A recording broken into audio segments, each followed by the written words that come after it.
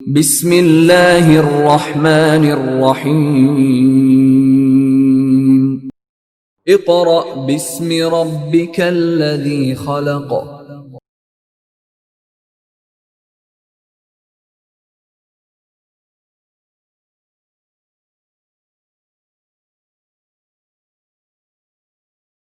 Bismillahirrahmanirrahim.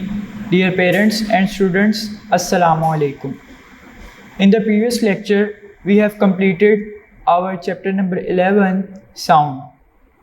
In the last topic, we have studied about ultrasound and uses of ultrasound. Today, in this lecture, we are going to complete our exercise, MCQs, short questions, conceptual questions and numerical problems. उससे पहले आपके पास notes पहुंच गए होंगे। जब आप ये lecture देख रहे होंगे आपके पास नोट्स पहुंच गए होंगे इस चैप्टर के। इस नोट्स में अगर आप पेज नंबर 1 पर आए तो यहाँ पर मल्टीपल चॉइस क्वेश्चंस दिए हुए हैं। ये मल्टीपल चॉइस क्वेश्चंस जो हैं ये चैप्टर के बीच में से बने हुए हैं। सो इनको आपने अच्छी तरह से देख लेना है। ये मैं आपको नहीं करवाऊंगा, ये आपने खुद करना है। चैप्टर आपने पूरा पढ़ लिया है, उसे समझ लिया है, अब आपने ये खुद प्रैक्टिस करनी है। इनमें से जो सही आपके पास ऑप्शंस हैं उनको बोल्ड किया है। उसके बाद अगर मैं मूव करूं पेज नंबर 2 में तो यहाँ है short and review questions with answer.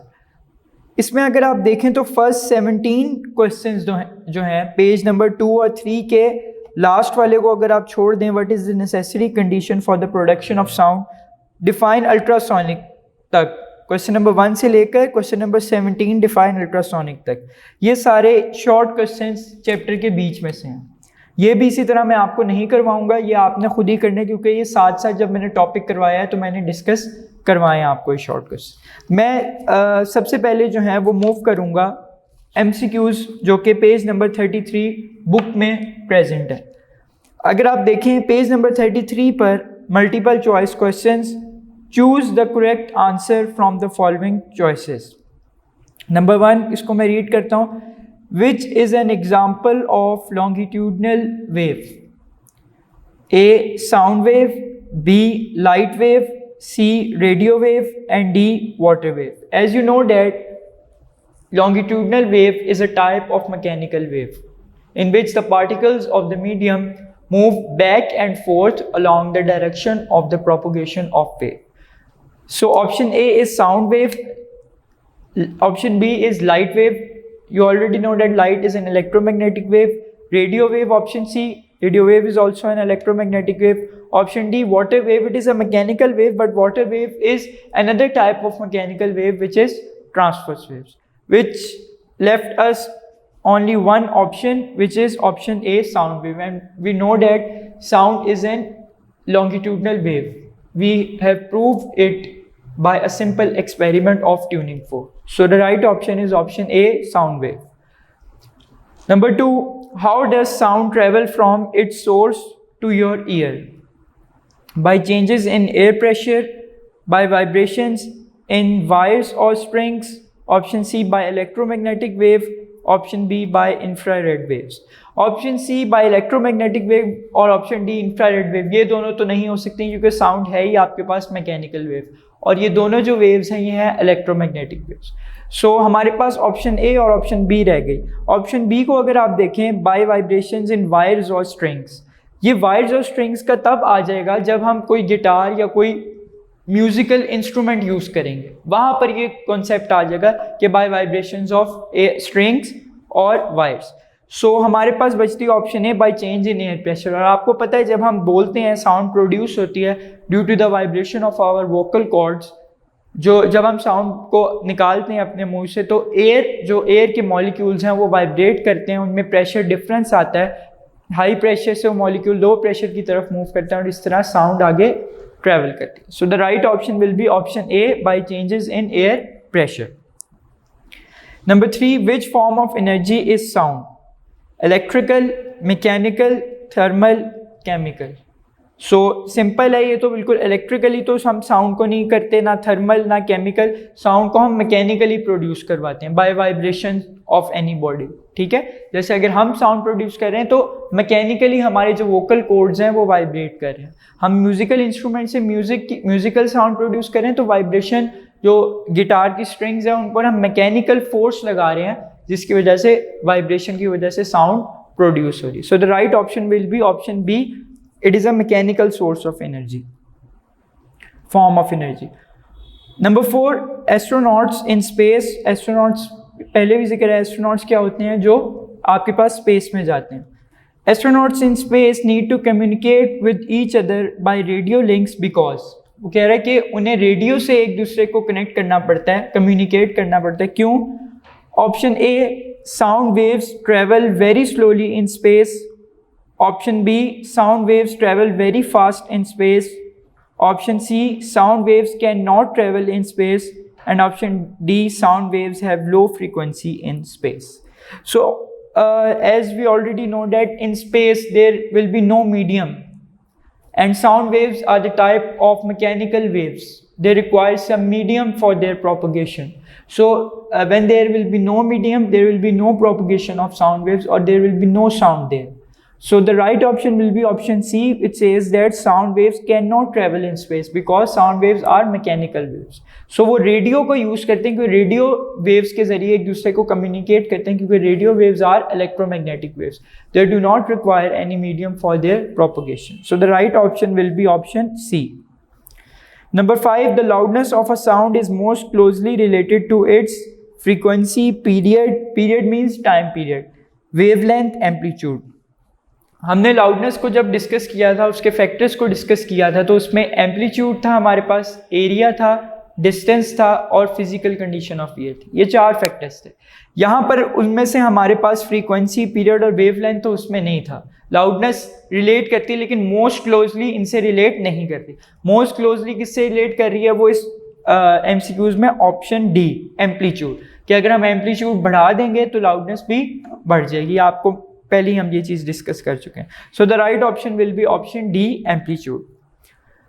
Number 6, for a normal person, audible frequency range for sound wave lies between 10 Hz and 10 kHz.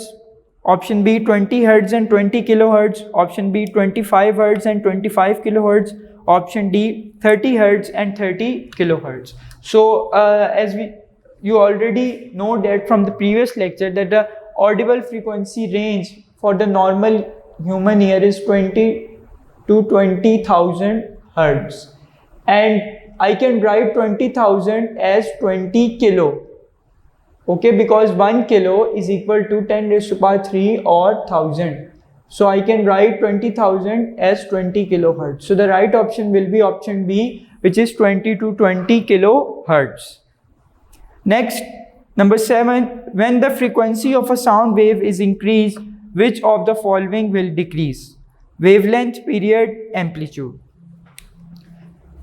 Wavelength है एक, उसको मैं शो कर रहा हूँ लैम्डा से. नंबर 2 उसने कहा हुआ है पीरियड मीन्स टाइम पीरियड, और नंबर 3 उसने कहा हुआ है एम्पलीट्यूड. और उसने क्वांटिटी कौन सी दी है हमें? उसने कहा है कि अगर तो फ्रीक्वेंसी को क्या कर दें, फ्रीक्वेंसी को when the frequency of a sound wave is increase, अगर हम इंक्रीज कर देते हैं तो क्या फ़र्क पड़ेगा? ऑप्शन ए में 1 ओनली, मतलब सिर्फ अगर मैं फ्रीक्वेंसी इंक्रीज कर देता हूं तो वेवलेंथ डिक्रीज कर जाएगी. उसने ये पूछा ना which of the following will decrease. बिल्कुल मुझे पता है according to wave equation V is equal to F lambda. अगर रिलेशन निकालूं V ओवर एफ कर दूं इसको और ये लैम्डा हो जाए तो इसका मतलब फ्रीक्वेंसी अगर इंक्रीज हो जाएगी तो लैम्डा क्या हो जाएगा? कम हो जाएगा. सो उसने लिखा हुआ 1 ओनली, ठीक है, तो 1 ओनली नहीं हो सकता बिकॉज टाइम पीरियड और एम्पलीट्यूड भी प्रेजेंट है. आपने एक और रिलेशन पिछले चैप्टर में आप पढ़ के आए हैं कि frequency is basically the reciprocal of time period और inversely proportional to time period. So अगर मैं फ्रीक्वेंसी को बढ़ा रहा हूं तो टाइम पीरियड भी डिक्रीज करेगा. फ्रीक्वेंसी को बढ़ाऊंगा वेवलेंथ कम होगी और टाइम पीरियड भी कम होगा. सो 1 ओनली का मतलब है सिर्फ वेवलेंथ कम होगी फ्रीक्वेंसी बढ़ाने से, which is wrong. Option B 2 only, 2 ये भी रॉन्ग है. ये दोनों बढ़ने चाहिए, सिर्फ टाइम पीरियड नहीं कम होगा, सॉरी कम होने चाहिए. सिर्फ टाइम पीरियड नहीं कम होगा फ्रीक्वेंसी बढ़ाने से, वेवलेंथ भी कम होगी. So option C 1 and 2 only and option D 1 and 3 only. 1 and 3 इसलिए नहीं हो सकते क्योंकि फ्रीक्वेंसी का कोई ऐसा फॉर्मूला नहीं है जिससे हमें एम्पलीट्यूड के बारे में उनके दरमियान रिलेशन पता कर सकें। So the right option will be option C, when the frequency will increase the time period and the wavelength of the wave will decrease. So the right option is option C 1 and 2 only. Now we will move towards our review questions.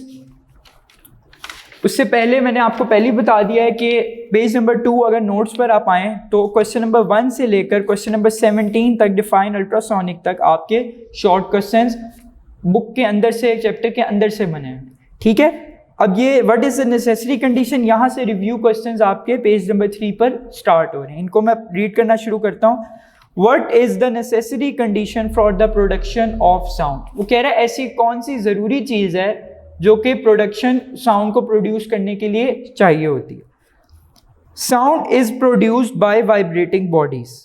Due to vibrations of bodies the air around them also vibrates and the air vibrations produce sensation of sound in our ear. For example, in a guitar, sound is produced due to the vibrations of its strings. So by reading this, we know that and we have proved that the necessary condition for the production of the sound will be vibration. ठीक है, अगर vibration produce होगी किसी body में तभी उसमें sound produce होगी। So sound is produced by vibrating bodies. This is the condition for the production of sound. उसके बाद कुछ एक्स्ट्रा लिखा हुआ है वो भी आपने लिखना है with example. Due to vibration of the bodies the air around them also vibrates. कि जब हम बोलते हैं या हम बॉडी या हम बोलते हैं तो जो एयर होती है हमारे अराउंड वो भी क्या करती है, वाइब्रेट करती है। तो उसकी वाइब्रेशन से क्या प्रोड्यूस होती है, आगे साउंड प्रोड्यूस होना शुरू होती है। Air around them also vibrates and the air vibrations produce sensation of sound in our ear. मतलब अगर हम बोल रहे हैं और किसी दूसरे बंदे को हमारी आवाज़ सुनाई दे रही है वो इसलिए क्योंकि जो एयर की वाइब्रेशंस हैं वो उसके एयर ड्रम को क्या कर रही हैं, वाइब्रेट कर रही हैं और उसे आवाज़ सुनाई दे रही है। For example in a guitar, guitar में जैसे sound is produce due to the vibration of its strings.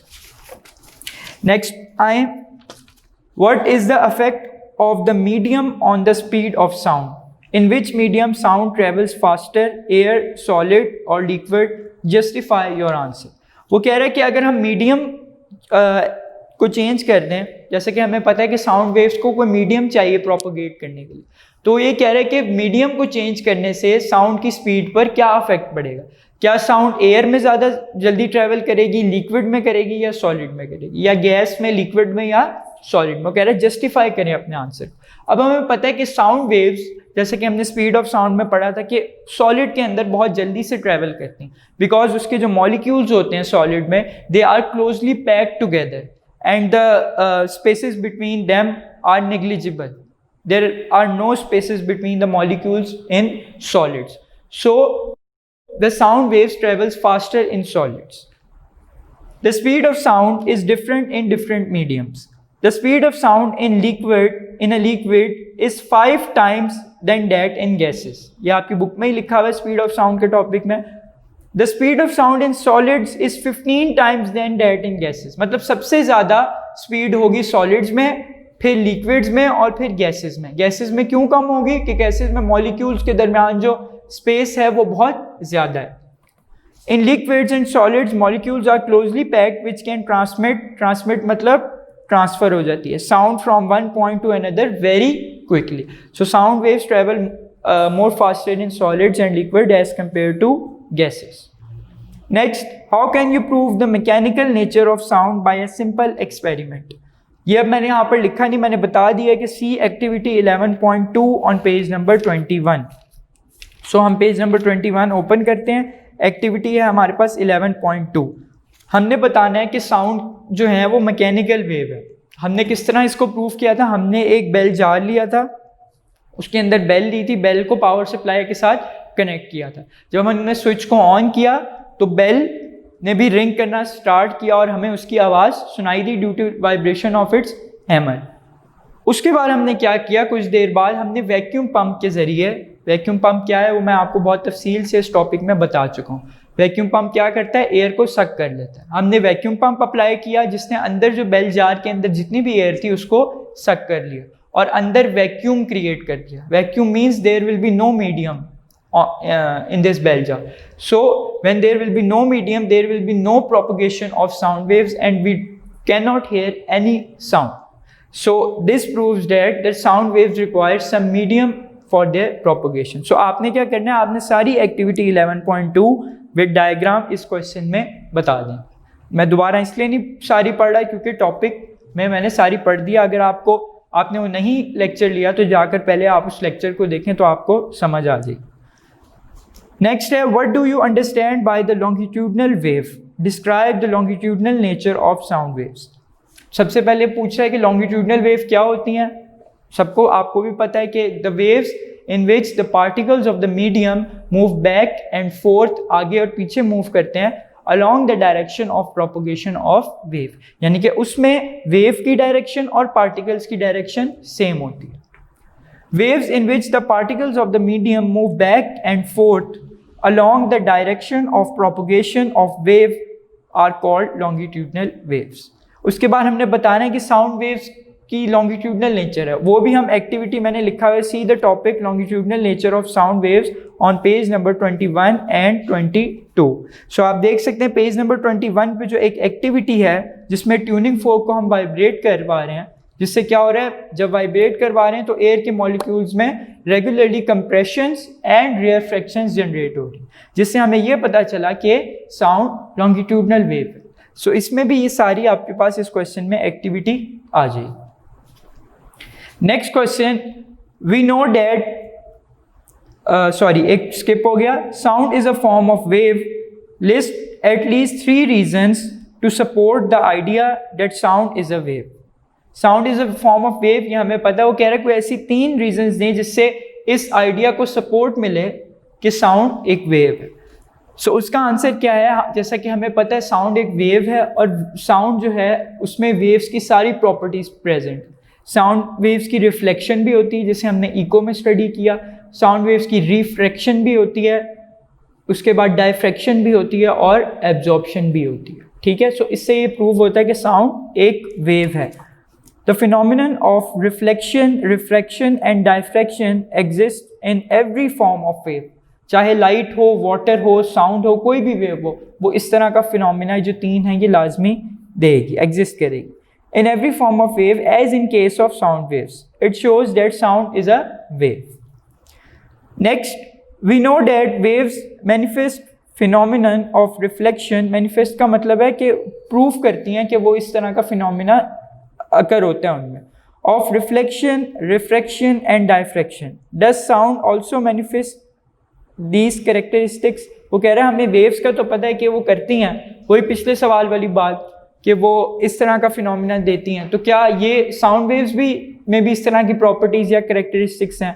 सो इसका आंसर है yes, sound also manifest the characteristics of reflection, refraction and diffraction. Reflection किस तरह इको से, और डायफ्रैक्शन आपको पता है साउंड वेव्स इसी तरह कॉर्नर से, ऑब्स्टिकल से पास होकर अगर कंपेरेबल है उनकी वेवलेंथ उस जो आपके पास रुकावट या ऑब्स्टिकल है तो उससे डायफ्रैक्ट कर जाती है. ये हमने लास्ट चैप्टर में भी स्टडी किया.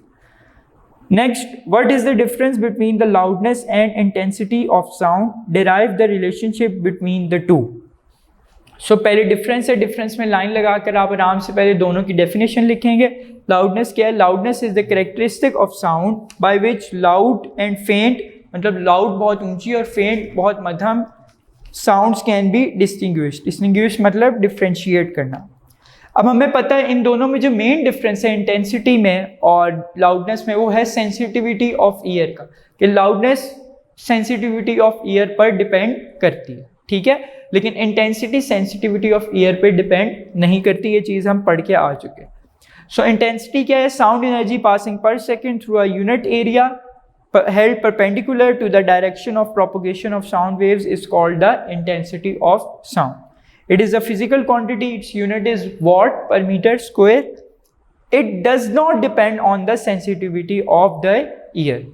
For the derivation, see the topic on page number 24-25. जो हमने derivation क्लास में भी की थी लेक्चर में, वो यहाँ पर पेज नंबर 24 और 25 में प्रेजेंट है, जिसमें ये लॉन्ग क्वेश्चन नहीं है, बेसिकली स्टार्ट होता है कि loudness is directly proportional to the logarithm of the intensity, और एंड तक जब हम उसकी निकाल लेते हैं फाइनल वैल्यू तो relation L minus L not is equal to K log I over I not, यहाँ तक इसकी डेरिवेशन आ जाएगी।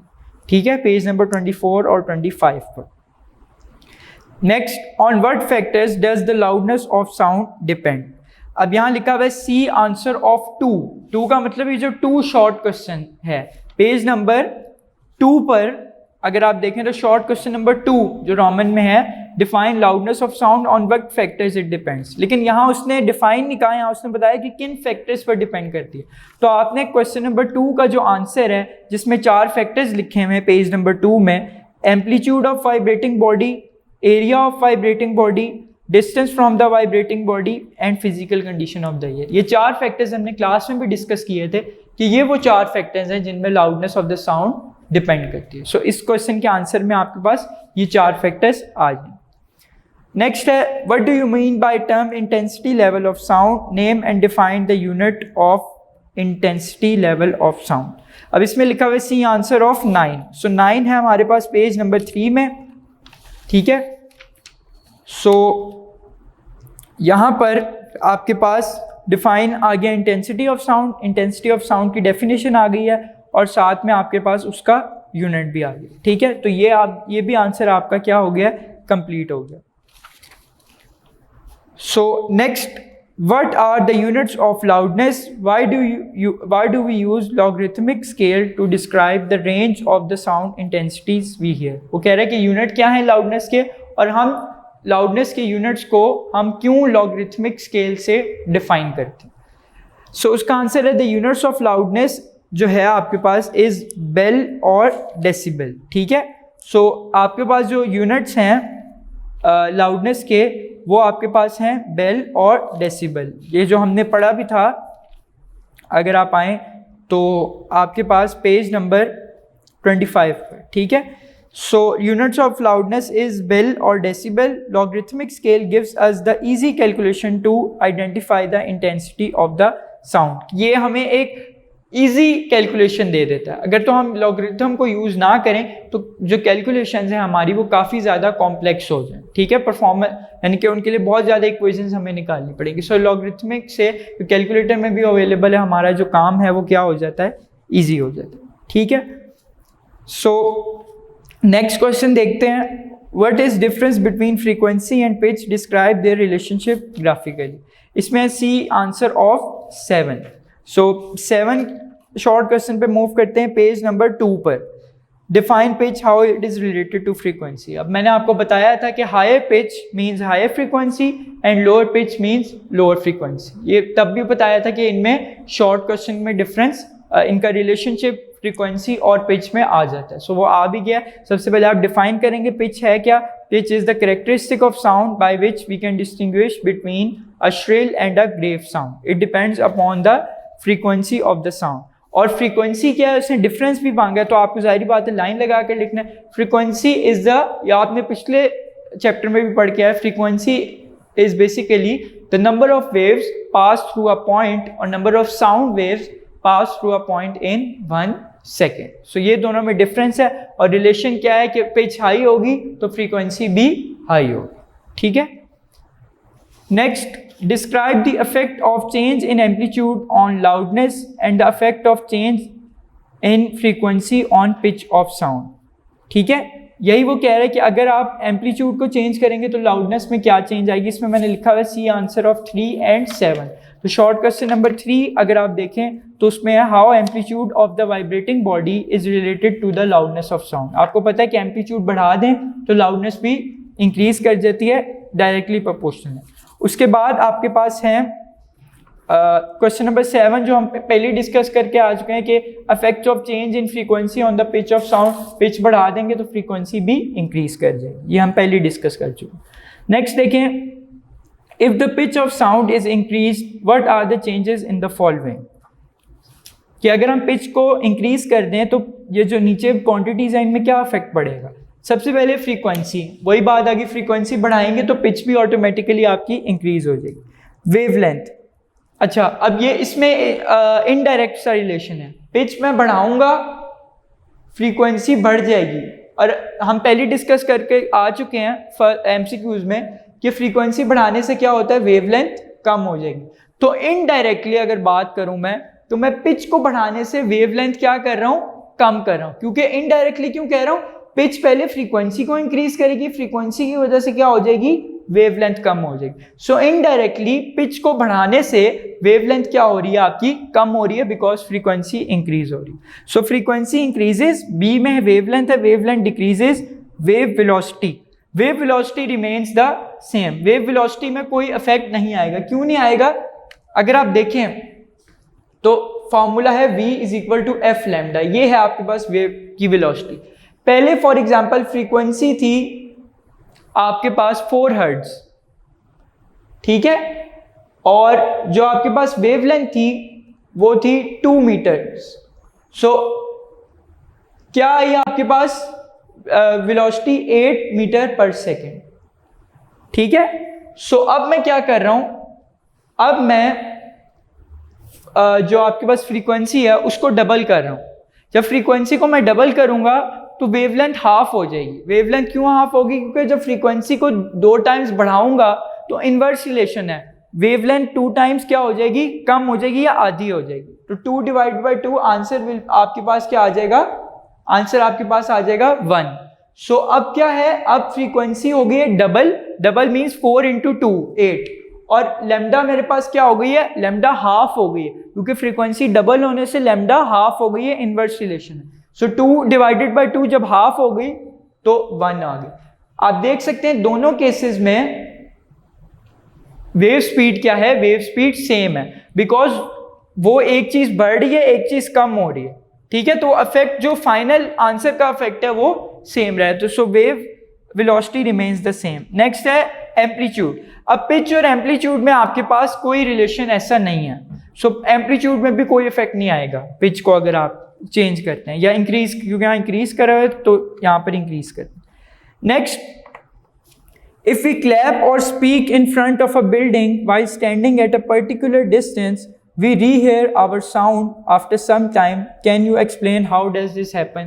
ये अब आपको पता चल ही गया होगा ये क्यों है, ये because of reflection of sound waves या इको फिनोमेनन।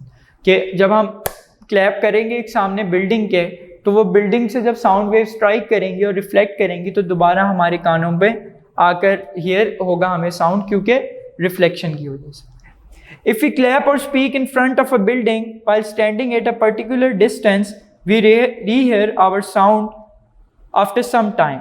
This ये क्यों है? This is due to reflection, या ब्रैकेट में लिखा है echo of sound, ठीक है। नेक्स्ट देखें, what is the audible frequency range for human ear? Does this range vary with the age of a people? Explain. ये अब शॉर्ट क्वेश्चन लास्ट लेक्चर में हम डिस्कस कर चुके हैं।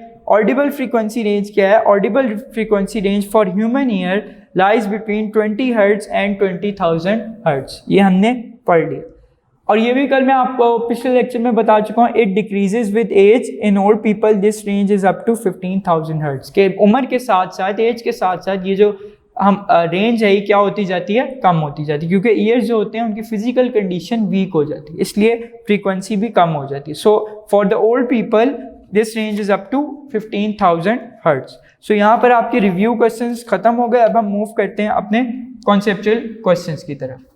11.1 Why 2 tin cans with a string stretched between them could be a better way to communicate than merely shouting through the air.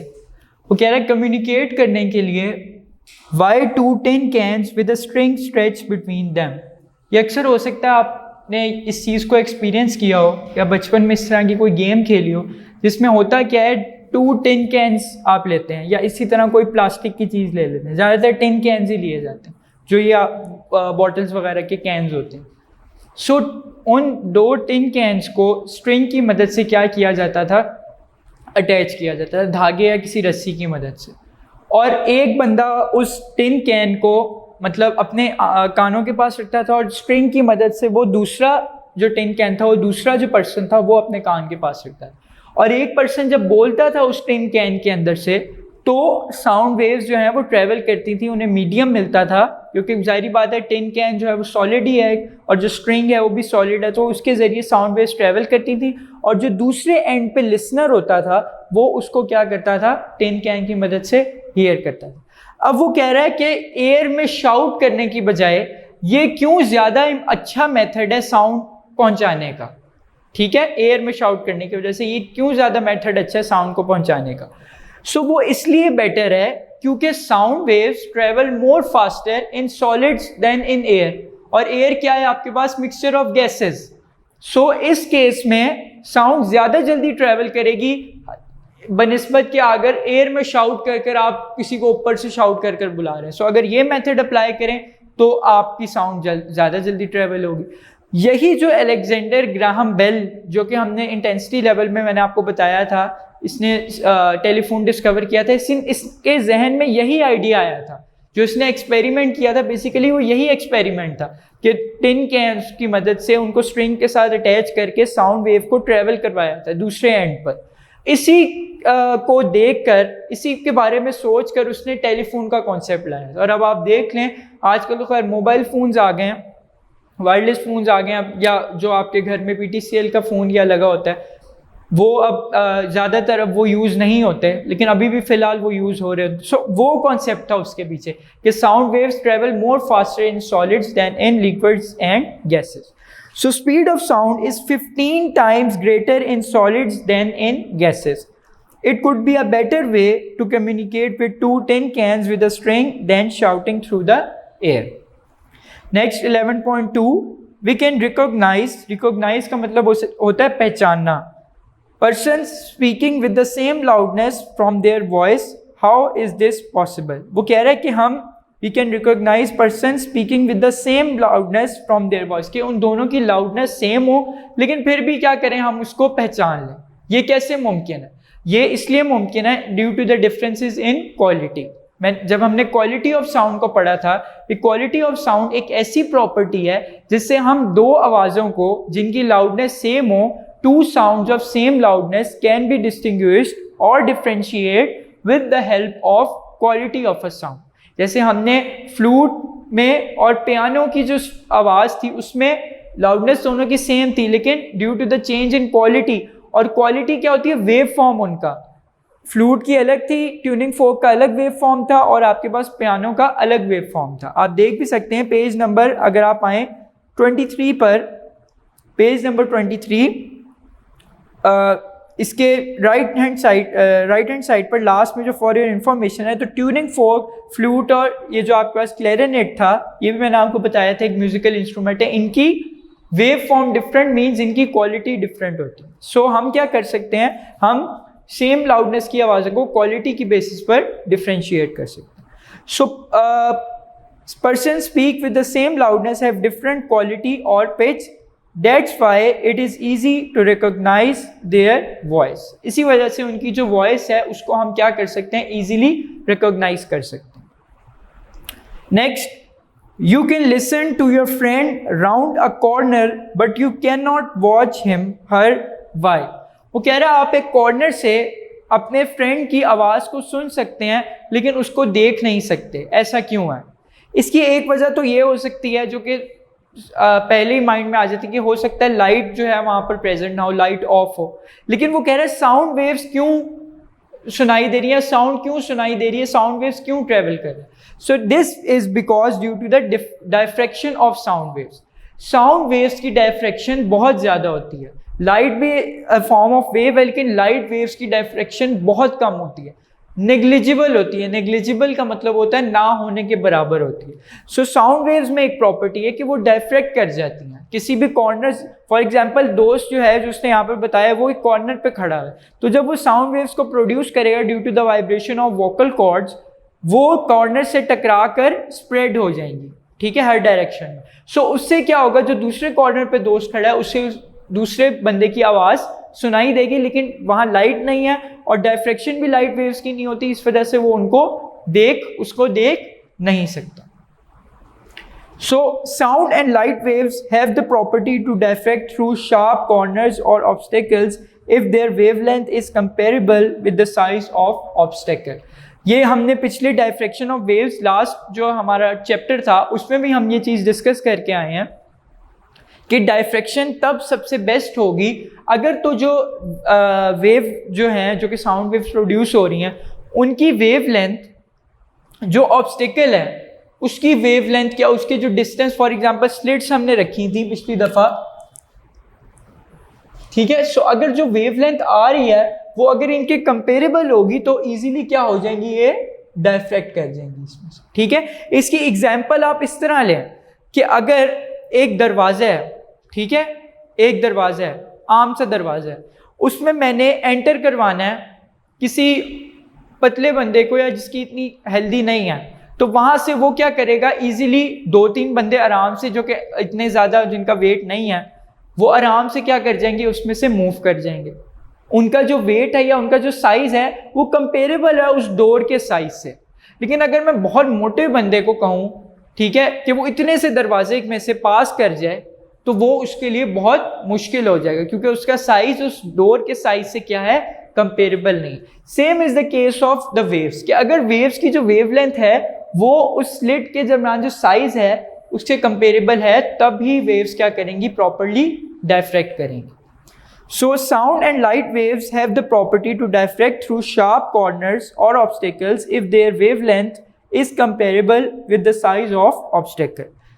This situation indicates that ये चीज़ जाहिर करती है that sound waves will diffract from the corner due to large wavelength compared with the size of corner, कि उनकी wavelength बहुत ज़्यादा है उस आपके जो size of corner से।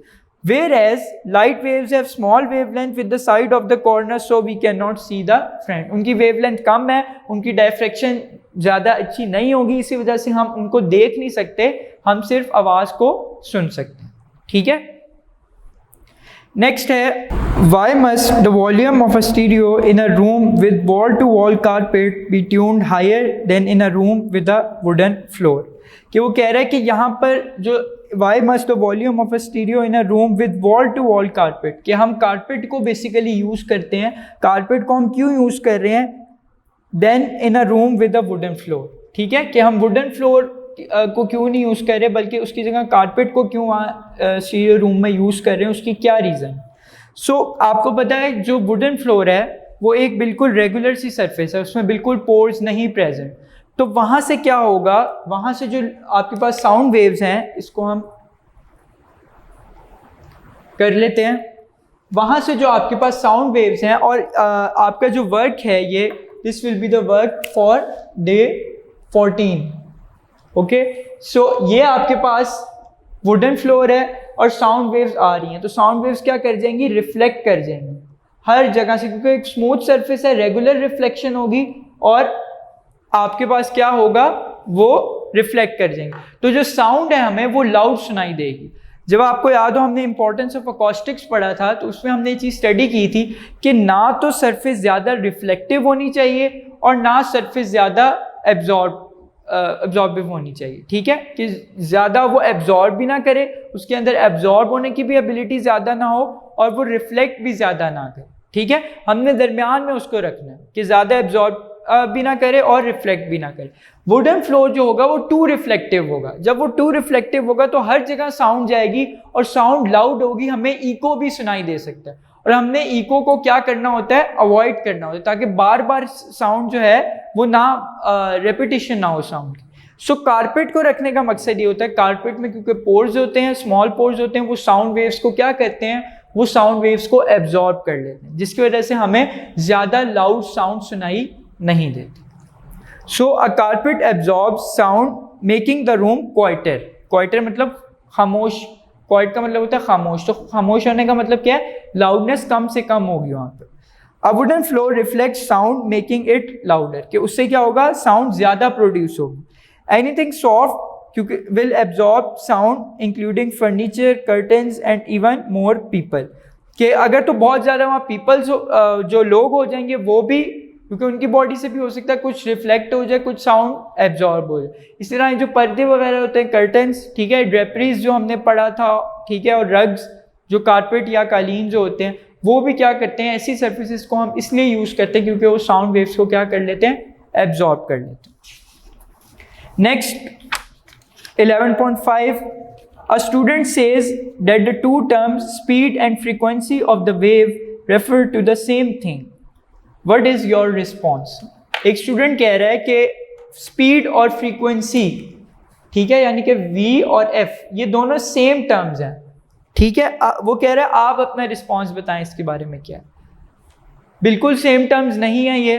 फ्रीक्वेंसी क्या है? फ्रीक्वेंसी नंबर ऑफ वेव्स हैं जो कि 1 सेकंड के अंदर पास करती हैं। यहाँ पर ये कंपैरिजन है कि 1 सेकंड के अंदर पास करती हैं कितनी नंबर ऑफ वेव्स, वो उसकी क्या होती है? फ्रीक्वेंसी होती है। इसी तरह v क्या है? स्पीड क्या है? कि the number of waves pass through a point, ठीक है। या अगर आप इसको इस तरह लें, v क्या होता है? डिस्टेंस ओवर टाइम, कि जितना डिस्टेंस ट्रेवल करेंगी वो वेव्स एक खास टाइम इंटरवल में, वो उसकी क्या होगी? वो उसकी स्पीड होगी। यही स्पीड पढ़ के आए ना आप 9th क्लास में, कि speed is basically distance over time, ठीक है। सो स्पीड ऑफ वेव क्या है? कि जितना डिस्टेंस ट्रेवल करेंगी वेव्स एक स्पेसिफिक टाइम में, वो यहाँ पर कंपल्सन नहीं है कि 1 सेकंड के अंदर ही उन्होंने कंप्लीट करनी, जितने टाइम में वो करेंगी वो उसकी क्या होगी? स्पीड। लेकिन फ्रीक्वेंसी है 1 सेकंड के अंदर जितनी वेव्स पास करेंगी वो उसकी फ्रीक्वेंसी है। और दोनों को रिप्रेजेंट भी डिफरेंट तरीके से किया जाता है, ये v है और ये f है। सो दोनों सेम नहीं हो सकती। No, they both are different. Speed is the distance traveled by a wave in a certain time, whereas frequency is the number of waves passed through a point in 1 second. The relation between these two is v is equal to f lambda. Next, 11.6, two people are listening to the same music at the same distance. They disagree on its loudness. कि दो लोग हैं, वो same distance से एक आवाज़ को सुन रहे हैं, लेकिन वो क्या कर रहे हैं? वो कह रहे हैं डिसएग्री, मतलब वो एग्री नहीं कर रहे, वो एक बात पर मुत्तफिक नहीं है कि वो उनकी लाउडनेस क्या है? सेम है, हालांकि डिस्टेंस दोनों सेम डिस्टेंस से आवाज़ को सुन रहे हैं। हमने पढ़ा था ना कि डिस्टेंस अगर ज़्यादा हो जाए तो लाउडनेस कम हो जाती है, लेकिन वो यहाँ कह रहे हैं दोनों का डिस्टेंस भी सेम है, लेकिन फिर भी डिसएग्री कर रहे हैं लाउडनेस से। उसकी क्या रीज़न हो सकती है? Explain how this could happen.